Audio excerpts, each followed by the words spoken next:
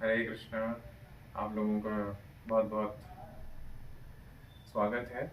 तो ये कार्तिक का पावन मास चल रहा है और इस कार्तिक के मंथ में बहुत से पर्व हमारे बीच में होते हैं। पूरा ही कार्तिक का मंथ अपने आप में भगवान की कृपा समेटे हुए होता है। उसमें से एक बहुत ही अच्छा, बहुत ही पावन पर्व है आंवला नवमी का।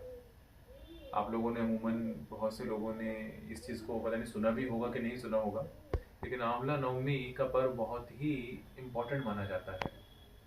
चलिए आइए आज हम आपको बताते हैं कि आंवला नवमी या ये आंवले का जो वृक्ष है इसका महत्व क्या है। आपने कभी सुना नहीं होगा, ये पक्का गारंटी से कह सकता हूँ।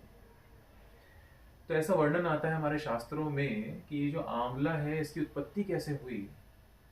तो वर्णन आता है कि एक बार ब्रह्मा जी जब हरि नाम में लीन थे, जो परम पितामह ब्रह्मा है, जो इस सृष्टि का सृजन करते हैं, वो क्या करते हैं कई बार, वो भी भगवान के नाम का जप करते हैं। देखिए, तो ब्रह्मा जी हमें शिक्षा देते हैं कि हमें भी भगवान के नाम का जप करना चाहिए, हमें भी भगवान का नाम स्मरण करना चाहिए। तो ब्रह्मा भी एक बार अपने नेत्र बंद करके हाथ जोड़ के हरे कृष्णा कृष्णा कृष्णा हरे हरे, हरे राम राम राम हरे हरे, इस मंत्र का निरंतर जप कर रहे थे। और हमारे आचार्यगण और शास्त्रों में कहा गया है कि जब हमारे मुख से नाम निकलता है और वो शुद्ध स्तर पे होता है, अन्य अभिलाषा शून्यम, कोई अभिलाषा नहीं है हमारे मन में, और शुद्ध स्तर पे आपके मुख से जब नाम निकलता है भगवान का, तो अश्रु आते हैं आंखों से। एक तो होते हैं दुख के अश्रु और एक होते हैं भगवान के लिए प्रेम के अश्रु। तो जब वो शुद्ध स्तर पर हमारे मुख से नाम निकलता है भगवान का, तो अश्रु प्रवाहित होते हैं। तो ब्रह्मा जी, जो कि अपने आप में पितामह हैं, एक शुद्ध भक्त भी हैं भगवान के, जब वो भी भगवान के नाम का जप कर रहे थे तो उनके आंखों से अश्रु प्रवाहित हुए। और वही अश्रु जब इस पृथ्वी पर गिरे तो वो आंवले के वृक्ष के रूप में आज हमारे सामने समक्ष हमारे हम देख पाते हैं। तो ये आंवले का वृक्ष बहुत महत्वपूर्ण है। शास्त्रों में वर्णन है कि जो व्यक्ति अपने जीवन काल में एक बार भी आंवले के वृक्ष का दर्शन कर लेता है, केवल दर्शन मात्र, तो वर्णन आता है कि उसकी सभी मनोकामनाएं, सभी इच्छाएं पूर्ण हो जाती हैं। इतना सिग्निफिकेंस है इस आंवले के वृक्ष का। लेकिन अब प्रश्न ये उठता है कि भौतिक इच्छाएं कि आध्यात्मिक इच्छाएं। तो देखिए, भौतिक इच्छाएं तो ऐसा है कि हमारे जीवन में आएंगी और कल चली जाएंगी, आएंगी भी और चली भी जाएंगी। लेकिन आध्यात्मिक इच्छा ऐसी है, जो हमारी पूर्ण हो गई तो फिर वो हमें अंदर से तृप्त कर देगी, हमारी आत्मा को तृप्त कर देगी।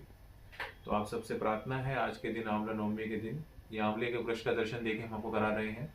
आप लोगों ने जिन्होंने नहीं करा होगा वो आप अच्छे से कर सकते हैं। देखिए, दर्शन करने मात्र से आपको इतना पुण्य आपको प्राप्त होने वाला है, इसका सारे पाप नष्ट हो जाएंगे और भगवान आपकी आध्यात्मिक मनोकामनाओं को पूर्ण कर देगा। इसका दर्शन करिए अच्छे से, आराम से, और फिर आइए हमारे साथ पूजन करिए। तो सर्वप्रथम, ये बड़ी खासियत, बड़ी सुंदरता है हमारी सनातन पद्धति की कि हम हर एक वस्तु को, हमारे सनातन परंपरा में कोई चीज वस्तु नहीं है, हम सब में भगवान का दर्शन करते हैं, सब ईश्वरीय अंश मानते हैं हम। देखिए, ऐसे प्रणाम करते हैं, कलावा मानते हैं। शास्त्रों में कहीं कहीं आंवले के वृक्ष को साक्षात नारायण स्वरूप भी माना गया है। इसलिए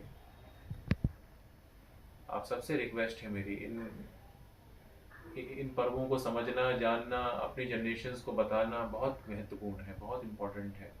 अगर नहीं बताएंगे तो हमें कैसे स्वयं भी पता लगेगा और हमारी आने वाली जनरेशन को भी कैसे पता लगेगा।